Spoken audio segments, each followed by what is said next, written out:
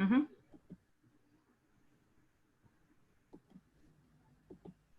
I need you to allow me to screen share. I just did. Perfect. Good evening, and we're back for another COVID conversations in the Black and Brown community. We have a show today where we're focusing on cancer. So we will start with an overview.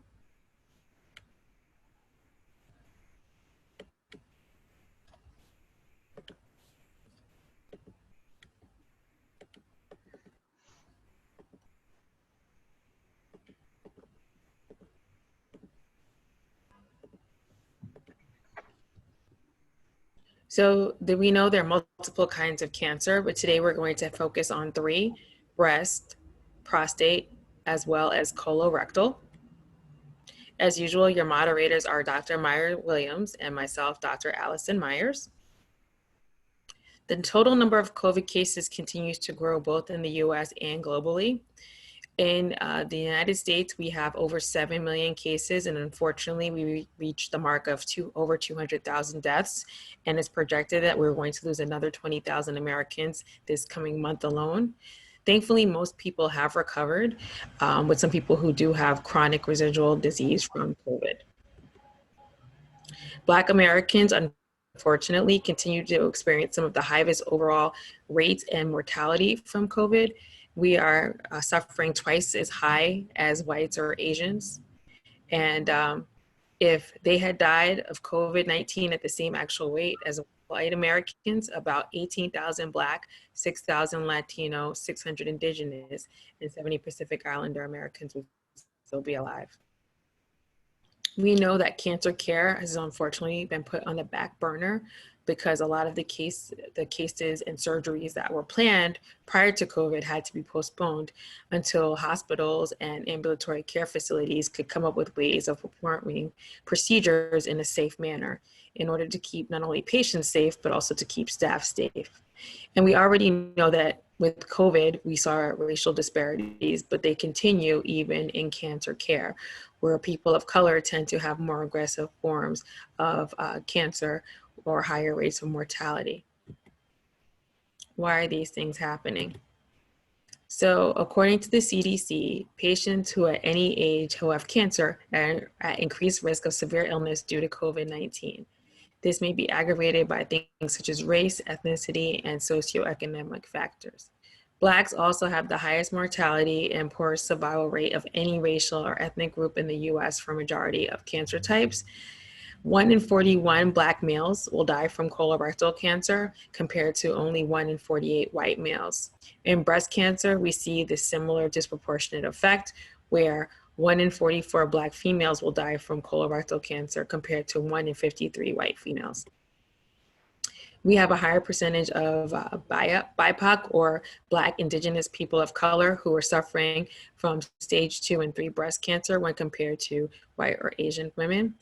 And it's important that we notice that there are several barriers to this, including screening, lack of screening information, language barriers, low health literacy, mistrust of the healthcare system, a low tendency to use primary care, having no insurance or having poor insurance, of course, aversion to some of the procedures that need to be done for screening, such as a colonoscopy, and of course, fear of the actual diagnosis or the inability to actually follow up. We would like to thank the Black Educators Committee Incorporated for co-sponsoring, as well as Dr. Naomi Maria, Tiffany Harvin, the Department of Medicine, the Chayor, our Day One audience members. Please continue to follow us at Twitter with the handle @MinorityHealth3 or on Instagram @minorityhealth.combos. Today, we have 3 esteemed guests here to talk about the areas, as mentioned before, of breast, prostate, and colon rectal cancer. I would first like to introduce Mrs. Dorothy K. Phillip, who's coming to us all the way from St. Lucia. She's not only a breast cancer survivor, but she's also a founder of the support group Faces of Cancer in St. Lucia. Secondly, we have Dr. Lynn M. O'Connor, who is the chief of the Division of Colorectal Surgery at Mercy Medical Center and St. Joseph's Hospital. And last but not least, we have Dr. Sewit Teckie, who's a radiation oncologist at Lenox Hill Hospital, which is a part of Northwell Health. And now I will turn it over to Dr. Meyer Williams for this discussion with our esteemed guests.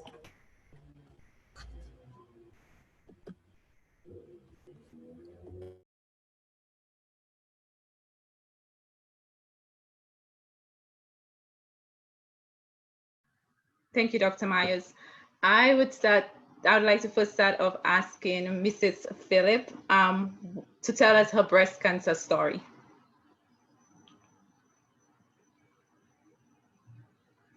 And unmute.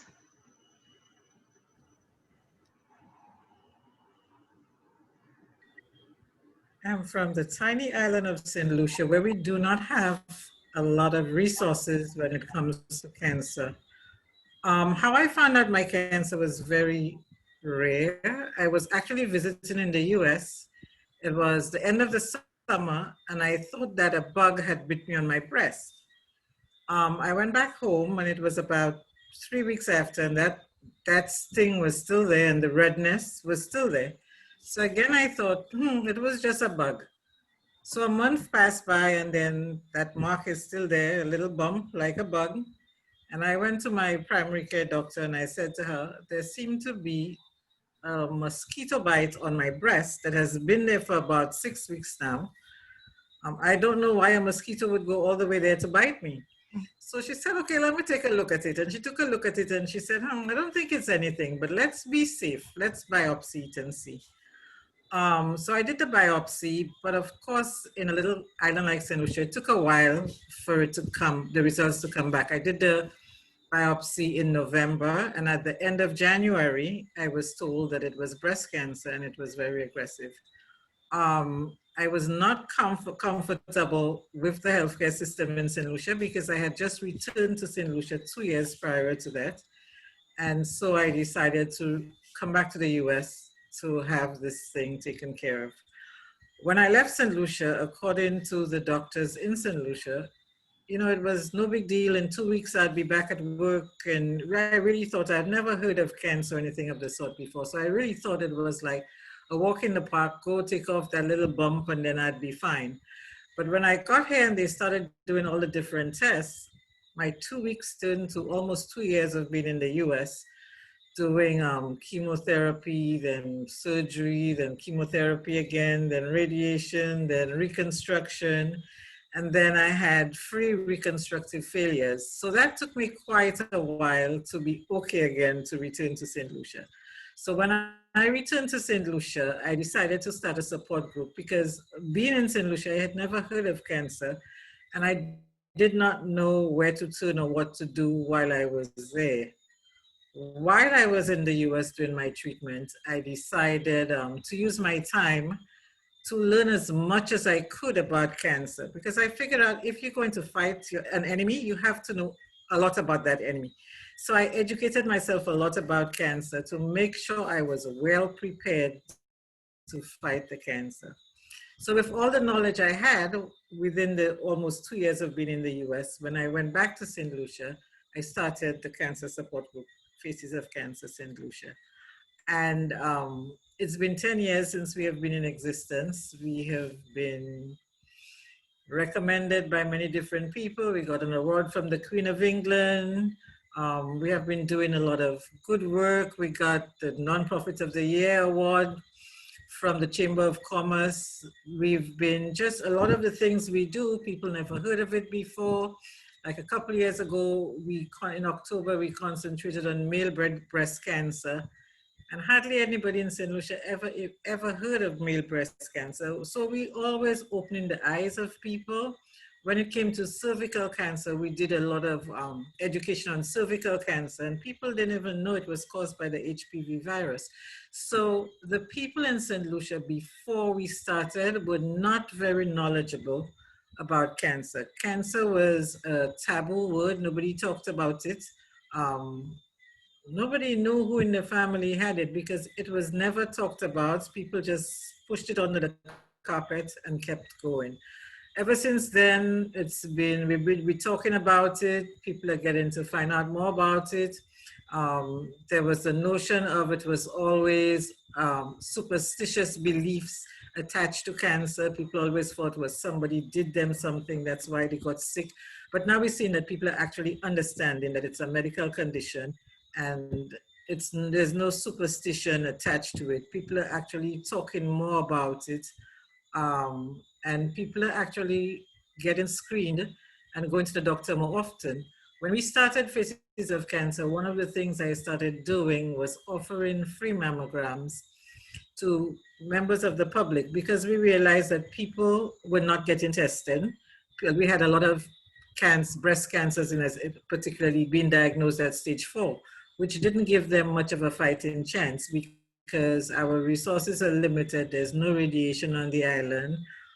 Everything is expensive. You have to pay for everything. The government do not subsidize or pay for any kind of medical treatments. There's no national insurance where the insurance is going to pay for you. If you don't have your private insurance, you have to come up with your own money. So what I've been doing basically is trying to get financing to help people get out of St. Lucia when they have to, especially for radiation, and certain tests are not done in St. Lucia. They have to go to neighboring countries. So we kind of fundraise and look for donations in order to assist people get the treatment they deserve. Apart from that, we also serve as a support group where we keep the survivors together, we keep them engaged. We have a lot of social events, we do nature walks, we do a lot of things. Every time I'm in St. Lucia, our calendar is packed. Almost every weekend, we out and about, making sure that we are surviving.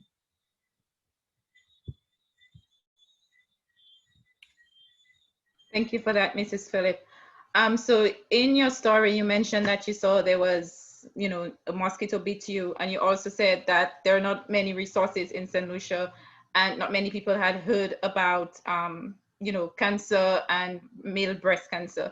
And so I'd like to ask Dr. Lynn O'Connor this question, that there are so many barriers in the Black community reference cancer, getting screening for cancer, getting treatment for cancer, and there are so many myths as it relates to cancer, especially around getting a colonoscopy. A lot of men do not want to get the colonoscopy. So what are some of the barriers that we in the Black community face, and what are some of the myths that we have around cancer and getting tested for cancer, and how can we dispel this myth? That's an excellent question, and there seem to be so many barriers that we have. There are patient barriers, there are physician barriers, there are even system barriers that Ms. Dorothy Phillips just spoke about. When you think about patients, a lot of patients sometimes are not even aware of the symptoms that they have when it comes to colon cancer, if you will. They may see a little bit of bleeding and think it's due to a hemorrhoid or a hard bowel movement and think it goes away. There are also times when patients have a fear of getting the procedure done, or there's an embarrassment, especially in that area of the body, such as for the colonoscopy. When you're talking about the colon and the rectum and the anus, most people don't talk about that. So, you also have patient barriers, but you also have physician barriers where people are not even aware of the rising cancer rates in younger patients, especially younger African-American patients, such as Chadwick Boseman. The screening rate has gone down recommended from the American Cancer Society, go from 50 to 45. So there are groups of practitioners out there who may not be aware of the new screening guidelines, as well as the healthcare disparities that exist within the African-American community.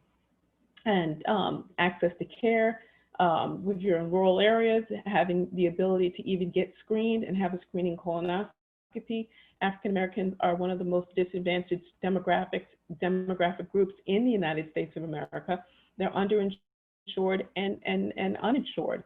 And that is one of the major systemic barriers that we have to getting people screened.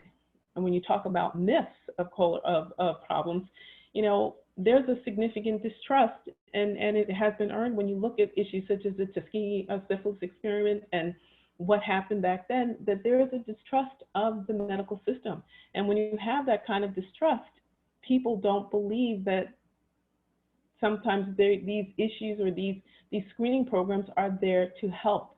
There's a lot of fear regarding the prep that people have to take. And there's also a lot of fear regarding the anesthesia. And, you know, the PrEP is one of the simplest things patients can take. People are scared of the anesthesia in terms of, am I going to wake up?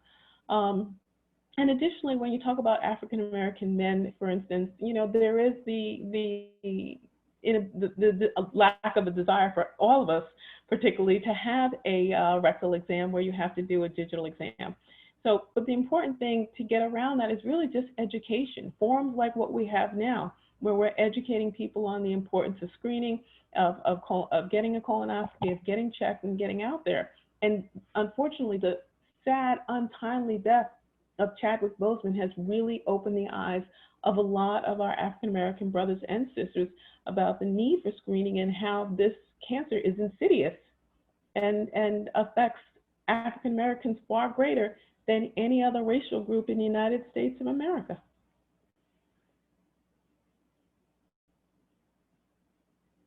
That is absolutely correct. And especially for our Black men, I wish we could get our Black men out there a little bit more to at least take care of their health, take care of their mental health, and just be more proactive in the work, in their health in general.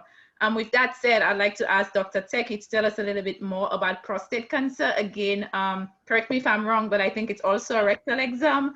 And many men are also, you know, a little skeptical about getting, you know, a finger pushed up there. So could you tell us a little bit more about what are the signs of prostate cancer, and at what point should a man decide, okay, I should get over my fear of, you know, the process of getting checked out, and I should go see the doctor?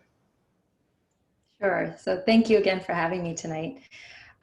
Prostate cancer is the most common cancer in men, and it is over indexes, meaning it's more likely to be diagnosed in Black men. Now, when it comes to finding prostate cancer, there's really two ways to go about finding prostate cancer and really any cancers. The first way is screening, which is typically an exam or a blood test or some kind of imaging procedure. And then the second way is a physical examination by your doctor. So that's the part that both Dr. O'Connor and Dr. Maya Williams referred to, the rectal exam, and that's the really intrusive and invasive part. And I can see why people are not always comfortable with that. And I think that's why it's really important to develop a relationship with your doctor, with your primary care doctor or general internist, so that when they do suggest, hey, I need to do this as part of your exam, that you feel comfortable, that you trust this person, and you say, okay, this is what I got to do. And you trust that they're going to make it as comfortable and painless as possible. The reality is it takes 30 seconds and it's done. So it's a small price to pay for your health. The second part of being diagnosing cancers is the screening tests. So things like blood tests and imaging studies. So for prostate cancer, it's pretty easy. It's just a blood test. It's a blood test called the PSA, the prostate specific antigen, and it's a protein released by the prostate gland. And when it's elevated above a certain number, it kind of gives your doctor a sense of, okay, maybe I need to do more tests. I need to maybe do a biopsy, send this patient to a urologist or so on, to go down the route of figuring out why the test is elevated. It can be elevated for several reasons. One is cancer. Second is infection or inflammation of the prostate gland. Third is enlargement of the prostate gland. And actually in older men, especially in Black populations, the prostate gland does tend to be larger size. And with a larger prostate, you get higher PSA. So it's not always going to mean that you have cancer just because your PSA is elevated. It might just be that you have a big prostate, and a big prostate can cause you trouble urinating, getting up a lot at night to go to the bathroom. And this is something that can usually be fixed with medication. So there's a lot of reasons to get the PSA blood test as a screening test for cancer, but also to see if that might explain some urinary symptoms you may be having. And then secondly, I always encourage people to get a yearly exam with their doctor and find a doctor that you can trust and follow up with every year. Thank you. I'd like to shift the conversation back to Mrs. Phillip. just what is it like now that we're in the times of COVID? What is it like to live with, be a breast cancer survivor or have a compromised immune system and be living in the times of COVID? And what precautions have you taken to make sure that you do not get, infected and, you do not get sick? Okay, so Faces of Cancer is really a group of survivors. Everybody in there is a cancer survivor. And what we did as soon as COVID started, we closed down our offices because a lot of people come into us to talk to us, if they're afraid of going to the doctor and stuff, so they enter our offices. So in order to protect ourselves, we closed off our offices and they could have only called. Nobody was allowed into our office. Then before we did that, we had a general meeting and everybody was informed to boost up their immune system. So in St. Lucia, we boost our immune system in a number of ways because inevitably everybody cannot afford the cost of supplements that they would want to use to boost their system. So we use herbal medication. We have a lot of herbs that are good for boosting your immune system. We have a naturopathic doctor as part of our team. She came in and talked to us about boosting the immune system. So we were well prepared in that everybody within the group knows they must boost the immune system. We don't get together. We stay away from crowds. We only talk on the phone. We stay away from as much as possible as going out. We kind of stay inside because the other thing that happened is as soon as COVID started, the medical fraternity in St. Lucia closed off their offices. So right away we knew we were heading for problems because if something had happened to us, there was no place for us to turn to. So we had to really get together, decide what is our plan, what we're going to do, how we're going to keep ourselves safe. In case anybody has to go out, we have masks that we distribute to all members. People are encouraged to wash their hands as often as possible. If you're somewhere that you have soap and water, if not, use the hand sanitizer. And the reason why we do that, even myself, what I've found, like when I go out, sometimes when I use the hand sanitizers they have in the stores in St. Lucia, my hands begin to itch. So what I tell people, if you're in a place where there's soap and water, use your soap and water instead. If you don't have soap and water, then you can go for the hand sanitizer. So that's basically what we do. We take care of ourselves. We make sure we're not in touch with the public, although it is said that we have no COVID in St. Lucia, but we could never be too sure since we know they're not testing the general population in St. Lucia. So we are playing it safe for ourselves and taking all the precautions that we need.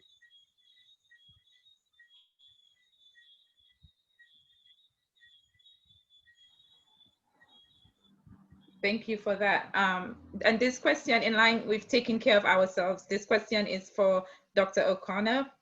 The Black and white disparity in colorectal cancer outcomes has been attributed to a genetic predisposition to colorectal cancer among Blacks, a higher prevalence of colorectal cancer, risk factors in Blacks, and differences in access to preventative and healthcare services like cancer screening in Blacks compared with whites.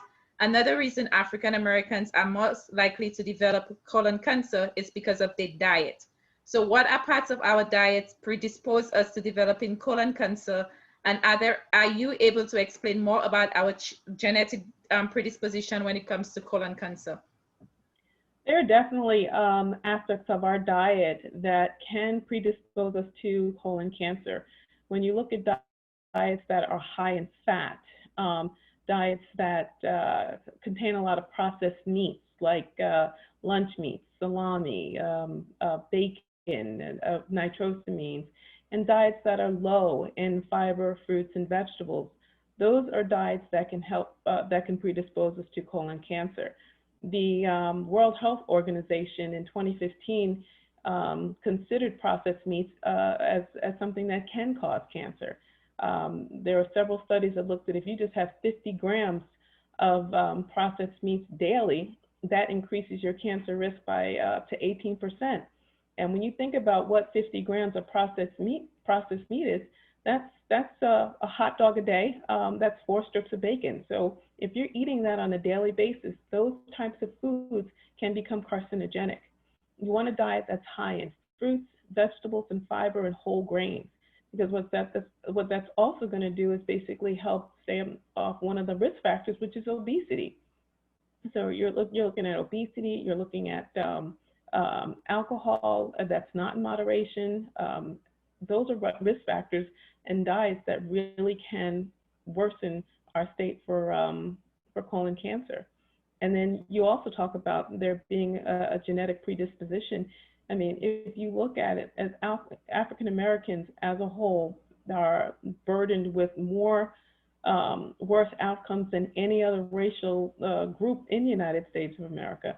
We, as I said before, we're the ones who are most underinsured, and we're the ones who are most uninsured. And when you look at that fact, a lot of African Americans just are not getting access to care. So the fact of health access and disparities plays a major role, more so than anything in these in our rates of colorectal cancer. But in addition to that, African Americans really are not usually, research has shown that we really don't know our family history. So the implication of that is that African Americans at the highest risk of developing colorectal cancer, who don't know their family history based on that genetic predisposition, those are the ones who are not getting screened. So we're not helping them, they're not being identified. So there may be some genetic predispositions, but more studies need to be found. Additionally, African Americans present at younger ages, and African Americans tend to have more right-sided colon cancers.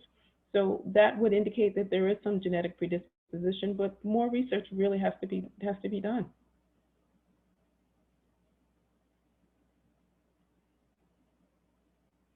Thank you. And I guess that's where Dr. Myers, Dr. Teckie, and myself come in to be doing more research in that area. So speaking of, you know, our diets and, you know, things of that sort, Dr. Teckie, what can we do for the men out there in terms of prostate cancer or any other form of cancer, like taking supplements? Can we do these things to maybe prevent prostate cancer? Can we change our diet? What can we do to minimize our risk? This is a very good question. And I have to say, like, anytime I see a patient in my office who has cancer, that's one of the first questions they ask, like, what can I do with my diet to reduce my risk or reduce the chance of the cancer coming back? Unfortunately, I don't have a lot of good answers for that question, because there are very few proven supplements to take or vitamins to take or foods to eat or anything in that category. Like Dr. O'Connor said, the number one thing is to have a diet that's rich in plant sources, fiber, vegetables, fruits, less meats. That's the most important thing we can all do for ourselves.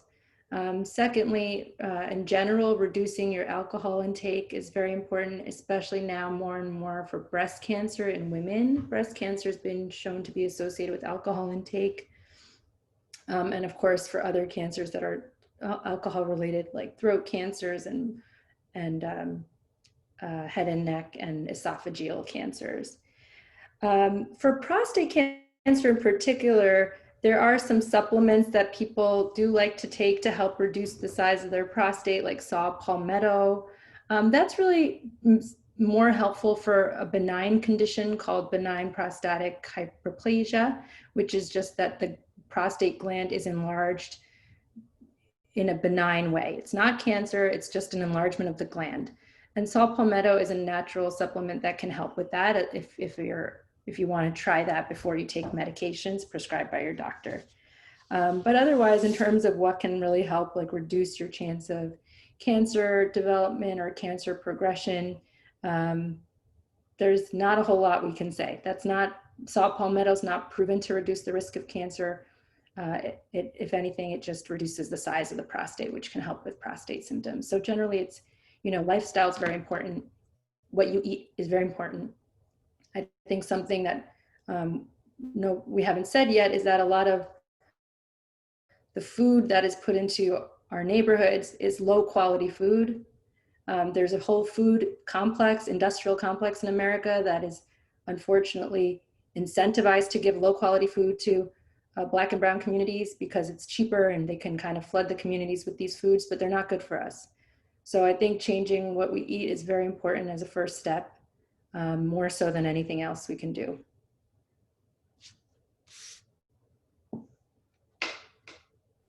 Thank you. I think we could go on and on and on and on about the disparities that do exist in the Black and brown communities and what hinders us from getting access to care and access to better plant-based foods and better foods.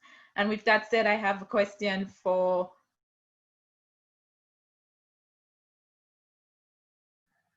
my apologies. I muted myself. I have a question for Mrs. Phillip, and I would like, when Mrs. Phillip is done, for Dr. O'Connor and Dr. Teckie to respond as well. So we know that there are many, many immigrants in the United States, and often research has said that it takes about roughly 10 years. When immigrants first come into the country, they're very healthy. They continue eating the same foods, they continue with the same lifestyles, but after a period of 10 years, that continues to change because they are now adapted into the American system and start eating the American food. And so they start to get the same, diseases that are available that Americans, Black Americans, tend to have. There is research out there that says that Black Americans tend to do a little bit better in terms of, Black immigrants tend to do better when it comes to cancer as opposed to Black Americans. For Mrs. Phillip, as somebody who was born in St. Lucia and eventually moved over to the United States, and you came over to the United States for treatment, what are some of the barriers that you experience? Because there are a lot of immigrants who see the United States as the best in healthcare. And so they come to America and they're like, I want this doctor to be able to fix me. And so what are some of the barriers that you faced as an immigrant coming into the United States? And for the Dr. O'Connor and Dr. Teckie, if you guys, treat patients who are immigrants, what are some of the barriers that you see that these immigrants come across, and how do you help them to overcome these barriers? Okay, so for me, it's kind of different because I actually lived in the US for a very long time. I returned home, and when I got the cancer, I came back. It's different for me in that way, but what we do see in St. Lucia, a lot of people leave St. Lucia to come to the US hoping for a miracle. For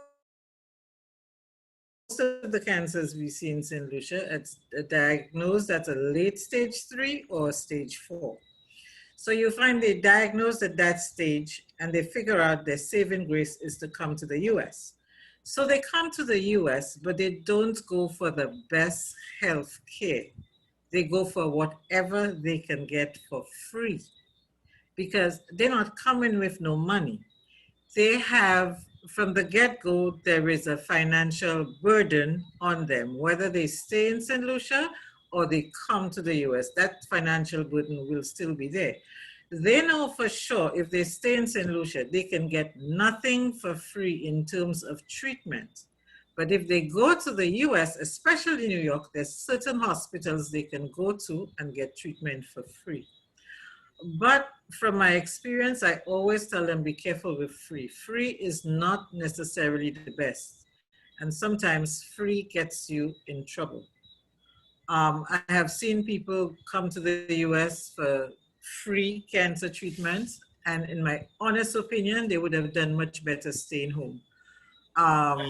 So that way, free is not really free for me. Free, I try to stay away from free because I know it could be very difficult getting something for free. Now, to the statement you were making about food earlier on, I think what happens when immigrants come to the US is that they see so much that they were not getting at home that they overindulge. They know that what we get at home is not of good quality. So they assume that they're getting the better quality over in the US. Instead of sticking to what is natural, and in St. Lucia, They rather try to get what is coming from the US, or when they come in the US, they overindulge.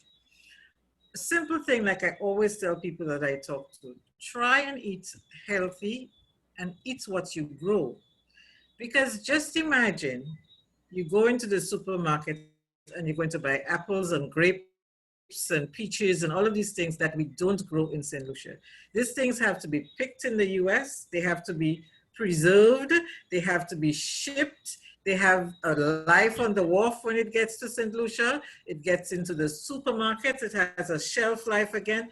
The amount of chemicals that is pumped into these things to last, what is it doing to your health? You better off eating what we grow.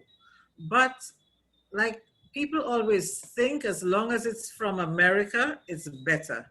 We have not learned to love what we grow and love what we have.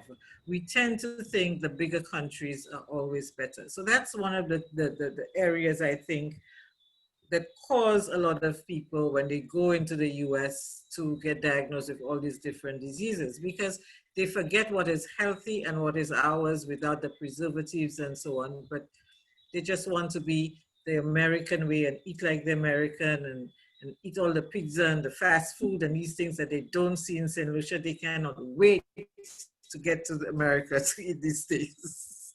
And that's our downfall. Did I cover all your questions, Maya? Maya, you're muted. Yes, you did. And I just wanted to know what Dr. Teckie and Dr. O'Connor's thoughts are on that as well. You know, I have to say, it's so funny because when I go over to the Caribbean or I'm outside of the United States and I'm eating, the food is just so fresh, and it's just so, you can taste the freshness of it, and you can taste that, you know, that it hasn't been processed. So it is true when you come over to the United States, and it's not just African Americans. If you look at any other racial group that does come over and they're here for long enough, their health declines. Unfortunately, ours declines further because of so many other issues that we have. But when you can get fast food delivered to your door and you don't even have to leave, that in and of itself is enticing. You know, it's just so easy. It's so easy to just get Kentucky Fried Chicken and Burger King and McDonald's and it tastes good, but it's not good for you. So that may be one of the things that happens when people come over here. They tend to adopt our lifestyle and our way of eating, and there's more stress, more rush, more everything that is not in other countries. But I do notice when I treat a lot of my patients who may come from outside of the United States, they are very much aware of the differences in the foods that they have at home and then that we have here. But the problem is whether or not they have the money or the insurance to afford a lot of the care that may be required. And as Dr. Phillip talked about earlier, they will most times come over with advanced disease because it has not been diagnosed or screened at an earlier stage because of those barriers we talked about before, having access and disparities and poor utilization of resources. So when you get to that point, now we're talking about chemotherapy. Now we're talking about radiation. Now we're talking about surgery, a more diagnostic test. Those it costs money if you don't have insurance. And even for those who are underinsured, they wind up with huge hospital bills trying to deal with the diagnosis of a cancer. So when you look at barriers, whether they're inside the United States or outside the United States, the majority of it is economic, and the majority of it is really access, utilization, and screening. That's why preventative measures are key. Wherever you are, preventative measures, knowing your family history, health and lifestyle adjustments, and screening, whether it is for prostate, for breast, for cervix, for colon cancer. These are the things that are important. And one thing we didn't touch on is exercise as well. Because if you exercise appropriately, American Heart Association says at least 150 minutes of moderate exercise a week or 75 minutes of vigorous exercise, it's thought you can prevent about 15% of colon cancers. And if you do have colon cancer and you're exercising, that can actually help prevent recurrence. So it's our lifestyle that we really need to make sure, if there's anything that is a takeaway from tonight's webinar, is we can do preventative aspects. And if we don't have the insurance and we don't have the means, preventative access and screening is going to make a big difference. I agree with everything Dr. O'Connor said. I think, Maya, you also asked a question about immigrants and cancer and what we've seen with our practices. So we, being in New York City and Manhattan, I do see a lot of immigrants in my practice. And, you know, I'm an immigrant. I came to this country when I was a child. My parents are immigrants. So I have a lot of empathy and appreciation for what the immigrant experience is like, and not knowing where to go for medical care, not knowing who to call. It's a very daunting and intimidating system of healthcare that we have in this country. And I think it's one of the great tragedies of America is that we haven't figured out healthcare, but that's a whole other issue. But anyway, when we get to what do we do in our practice with immigrants, number one, we always try to speak to them in their language. So we use interpreters wherever possible. I always try to take more time because they just need more time because there's an understanding, a cultural barrier. And I appreciate that, having been through it myself with my family. And then the other thing that's really important is to try to remind people that even if your insurance is not the best, even with these insurance plans that are part of the Affordable Care Act, or what some people like to call Obamacare Act, Obamacare insurance, that insurance is still accepted in a lot of large hospitals where there are a lot of very good doctors working. So for example, I'm a salary doctor at Northwell. To me, the insurance does not matter. I see any patient who comes in the door as long as the hospital accepts their insurance. And that's a whole range of insurances now that are accepted by New York City hospitals because more and more people are signing up for these plans. So I think it's really important to remind people that even if they don't think they have great insurance, I bet there are very good doctors at very good hospitals who accept that insurance, and you should look around and see what you can find, and don't always just stick with the hospital that you're given or that you're told to that's in your neighborhood. Maybe you need to make a couple of calls and make that investment in time in order to get a better experience where people are more likely to take time with you, and there are more resources in some of these hospitals to really connect with patients who maybe aren't as savvy with the healthcare system. Thank you, Dr. Teckie. And I still have one question for you as well. A lot of our listeners, myself included sometimes, I try to understand what radiation oncologist. So could you explain to us what radiation oncologist is and how do you treat cancer patients? Okay, sure. So a radiation oncologist is a cancer doctor who uses radiation to treat the cancer. What is radiation? So a lot of patients come into my office and they think that what I do is chemo. That's not what we do. So radiation is the use of energized particles, usually X-rays, sometimes other types of particles or X-ray related utility or technique to treat cancer. And how does that work? It's there's a lot of physics and biology behind it, but all you need to know is that X-rays destroy cancer cells. So we use advanced techniques of radiation to target our X-rays to treat the cancer cells. Radiation is actually used in 60% of cancers. So 60% of cancer patients will have radiation at some point in their cancer treatment. So we are a very important part of the cancer treatment. And we're actually the only cancer doctors who are fully trained in cancer from the beginning of our training to the end of our training. So we cover the whole range of cancers from when we start our training after internship year to our fellowship training. And we can address any type of cancer really with the different forms of radiation. And radiation is getting very advanced. We have a lot of really great ways to treat people while minimizing side effects. In some cases, we can't totally minimize side effects, but the benefit of getting the radiation outweighs some of the risks and the harms.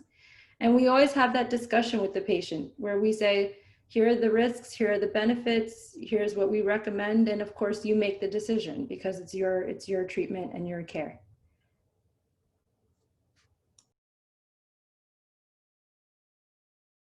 Thank you. So not all patients with cancer require radiology, and not all patients with cancer require chemotherapy. I know some patients will have both radiation and chemo, and some might have radiation and some might not have. So what's the difference between that? Is it how far along you are in your stage of cancer, or it just depends on the treatment that you know, the doctor sees fit for the patient? Yeah, that's a very, there's a lot of ways to answer that, and we can talk about that for a long time, but I'll try to summarize it. Generally, most cancers need surgery, okay? Because you have to, in most cases, remove the cancer and then figure out what kind of cancer it was and do additional tests on it. And Dr. O'Connor can tell you more about surgery. And then after surgery, depending on the stage, the treatment is usually followed with chemotherapy or radiation or a combination. There are some cancers that only need chemo. Those are typically blood cancers like leukemias or lymphomas. There are some cancers that only need radiation, like some lymphomas and some benign tumors and some throat, mouth, and neck tumors. But for the most part, most cancers need surgery to begin with and then something afterwards, depending on what the stage is, if it's 2, 3, or 4. So that's kind of like the high level overview, and there's a lot more detail to it that we can go into another time. Thank you very much. And for both Dr. O'Connor and Dr. Teckie, you mentioned that it depends on, you know, the patient treatment, and research is showing that Black patients, especially Black men, do not take very advanced or very aggressive forms of treatment, particularly when the doctor does not look like them. So it's patient-physician concordance. And we tend to do better when the physician looks like us, when the physician understands our language, when the physician understands, you know, our background and, you know, where we're coming from and what might most likely affect us. So there are, like we know, at least as much as there are about maybe 48% of Black and brown individuals in the population, there are only about 4% of Black physicians. So the probability of a Black man or Black woman getting a white physician is very, very likely. What can the patient do to advocate for themselves? When I know when Chadwick Boseman when he passed away, Lance Gross was saying that he wanted to do a colonoscopy, but his doctor said, no, you're too young to have a colonoscopy. We don't think that's the right idea. So how could we, as Black and brown people, advocate for ourselves when our doctor might most likely not agree with the treatment that we want to do? It's important, first of all, for a patient to feel comfortable with the doctor that they have.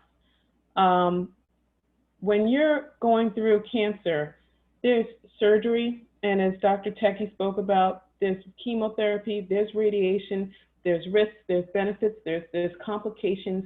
And when you're with your patient, when I'm with my patients, we're a team. We do this together. I help guide, but they ultimately make their decisions. You need someone who's going to understand your culture, the barriers to care, the issues that men have, Black men or Black women, or just patients in general. And the more someone feels more comfortable and in trusting their physician, the more they will follow the recommendations. So that's key. So in advocating for yourself, if you're not happy with your physician, change. If you're not happy with your physician, find another one. And there are resources out there. There are there are organizations that you can go to if you do want to find a physician of color that is within your culture. There's the National Medical Association, there's the Society of Black Academic Surgeons. Your surgeon or physician themselves may be able to refer you. Your insurance may be able to refer you. There are so many. One of the other beautiful things about our technology now, that Twitter, internet, Facebook, there are so many different resources out there.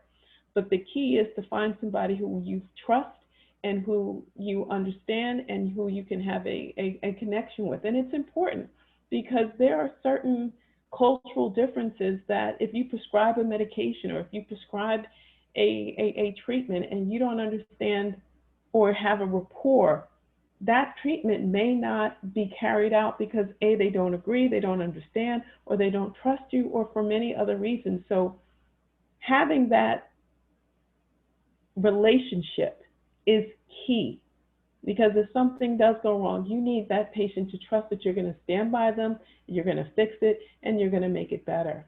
So advocating, understanding that if you have an issue, you make sure that you keep pushing. Keep finding someone who will listen to you. 82% of young onset colorectal cancer patients are misdiagnosed, and 62% of them have to see 2 and 3 doctors before they're properly diagnosed. So you have to educate yourself, educate your physician. Do not take no for an answer. If there are some signs and symptoms that are happening, such as rectal bleeding, change in bowel habits, keep going. And that's one of the things that's important. Read, educate yourself, and do not take no for an answer.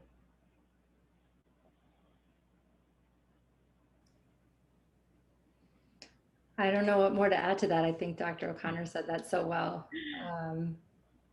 I think we both probably see a lot of patients in our clinic who didn't advocate for themselves or didn't come early enough, and now we're stuck in a difficult situation. It's more challenging to do the treatment and to get a good result from the treatment.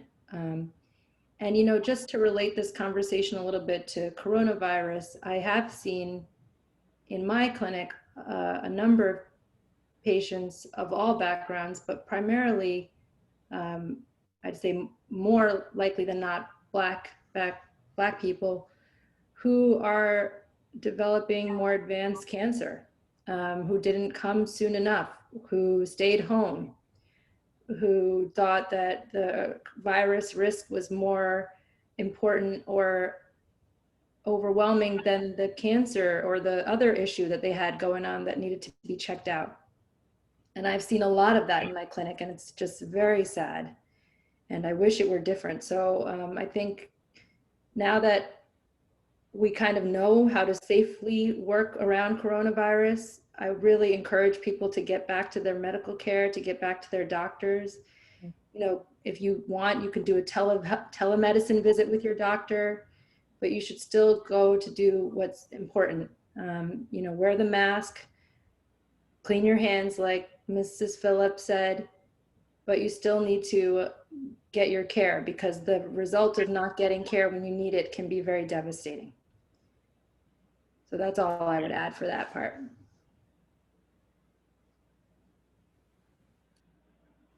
Thank you very much. And I would like to hand it over to Dr. Myers. So I think before we close it out, I just wanted to ask, does anyone have any last words that you would like to add in summary about, and then I can summarize what I think were the great take-home points from tonight's session. So I'll start with Dr. O'Connor. Yeah, I would just want to thank you all for having this forum, because it's important. And what this forum does is it adds education. It gives an opportunity for people who may not have access, or people who may not know, or people who are unsure, to have find people who are doctors, resources, and even patient accounts of what has happened to them. So what you're doing right now is educating. And that's what we need to continue to do. We need to talk to our families, find out our history. We need to take care of our health. We need to exercise. And we need to do just what Dr. Teckie said. Get your screenings done. See your doctor. Do what needs to be done for you in a safe manner, because our rates are higher than anybody else, and time is of the essence. If we can get someone who has a colon cancer before it spreads, there's a 95% chance of survival. If we can do a colonoscopy before this polyp becomes a cancer, it's gone. So advocating for yourself, not taking no for an answer, and getting out there and seeing your doctors, and one that you're comfortable with, one that you have a relationship with. Make sure you do that. Okay, Dr. Teckie? I agree with everything that's been said. The only last thing I would say is definitely when you're getting your care, make sure you look around and don't just necessarily stick with the first doctor you're told about or the first place you're told to go, because especially in big cities where a lot of our communities are, there are many options, and you should educate yourself and ask around, have conversations with people you know and people you trust. Okay, and last but not least, Mrs. Phillip. Yes, I am very happy to be here tonight to listen to the different doctors, their points of views on the whole cancer thing. What I would like coming out of that is for people to be more emboldened to speak out, to seek the proper care, especially in the US where you guys have clinical trials. There are no clinical trials in St. Lucia. And I'm a strong believer that it's never over until it's over.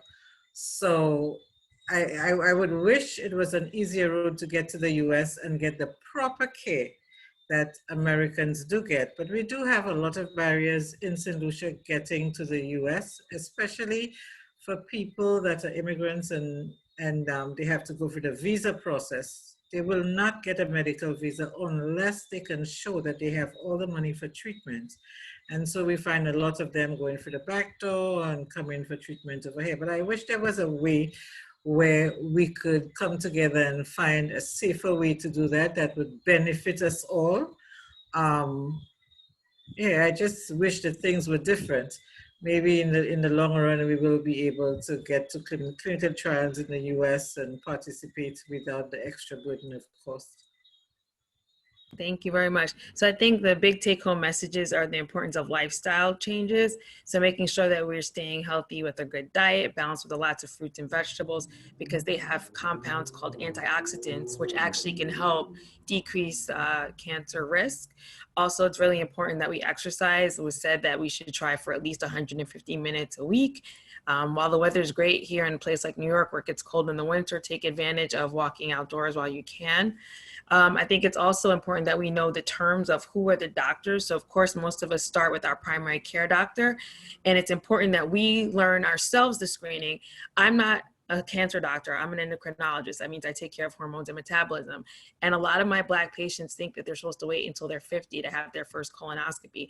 And I am usually the one. So I sent patients to Dr. O'Connor and other GI colleagues because a lot of times their primary care doctor has not told them. But as a Black physician and a Black person who is in their 40s, it's something that I'm well aware of. So I think the whole patient-provider cultural competency point that was brought up is very salient in understanding. And the same thing with breast cancer. Yes, most of us start at age 40, but there are cases where you need to start sooner. So it's very important that you, as the patient, if you know that you have a strong family history of any type of cancer, to look into when your family member had it, because that means you may need to get screened at that age or several years before. So it's really important that, like you said before, you know your family history, as well as knowing the screening guidelines and making sure that you are an advocate for yourself and you take it to your primary care doctor, because they may not be aware of the revised screening guidelines. Very important points. And then of course your cancer care treatment plan is usually with an oncologist. So that's someone who specializes in cancer care, but it may also involve doctors like Dr. O'Connor, who's a surgical oncologist, as well as Dr. Teckie, who's a radiation oncologist. But as mentioned earlier, every cancer is different. Some cancers just require surgical cure. Some cancers require surgery and chemo and radiation, or combinations of all of that, or other medications that are not even chemo agents. So everybody looked at by case basis, but it's really important that you have a complete team. It also includes a nutritionist, for example.